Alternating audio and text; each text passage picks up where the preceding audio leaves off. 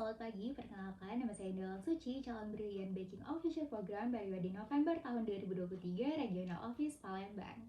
Relationship Manager adalah bagian dari tim penjualan yang bertugas untuk membangun dan memelihara hubungan bersama klien ataupun nasabah. Nah, Relationship Manager dana dan transaksi di BRI sendiri adalah posisi marketing di BRI yang bertanggung jawab dalam kenaikan kasa seperti tabungan, giro, dan deposito. Dan bertanggung jawab juga dalam transaksi perbankan lainnya. Tak hanya itu, Relationship Manager juga bertugas untuk meningkatkan sales opportunity dan fokus pada layanan pelanggan dan mengembangkan rencana penjualan berdasarkan kebutuhan mereka. Apa saja kelebihan produk BRI? Yang pertama, karena BRI sendiri sudah memiliki jaringan cabang yang sangat luas di seluruh Indonesia, sehingga dapat dengan mudah diakses oleh nasabah di berbagai daerah. Bahkan, The Banker menobatkan BRI sebagai bank terbaik di Indonesia dalam daftar Top 1000 World Banks 2023 pada 5 Juli lalu. Kedua, BRI sendiri memiliki komitmen dalam memberikan pelayanan yang prima kepada nasabah. Hal ini tercermin dalam kemudahan dan kecepatan dalam melakukan transaksi perbankan.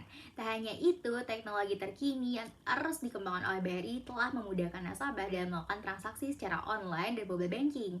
Nah, beberapa produk unggulan yang commonly sering ditemukan di sekitar kita antara lain tabungan BRI, kredit usaha rakyat atau KUR, kartu kredit BRI, dan juga layanan perbankan digital seperti BRIMO ataupun BRIVA. Meskipun memiliki jaringan cabang yang luas, tapi BRI masih perlu meningkatkan inovasi produk untuk dapat bersaing dengan bank-bank lainnya.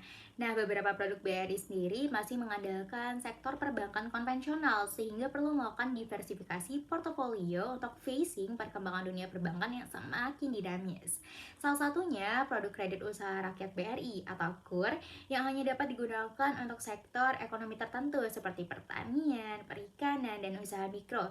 Nah, tentunya hal ini menjadi kendala bagi calon debitur dengan sektor usaha lain yang ingin mengajukan pinjaman.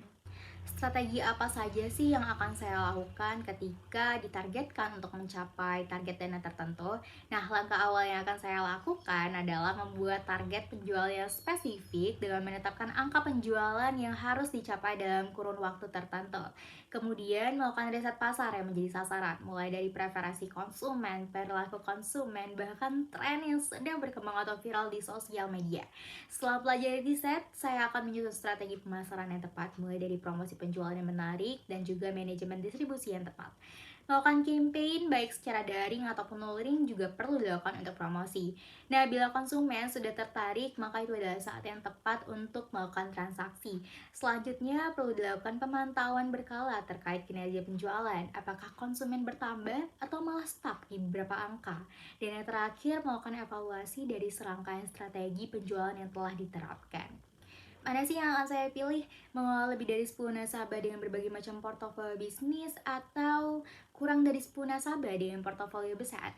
Nah, di sini saya menyadari bahwa saya adalah seorang pemula yang harus banyak belajar pada bidang relationship manager dana dan transaksi ini.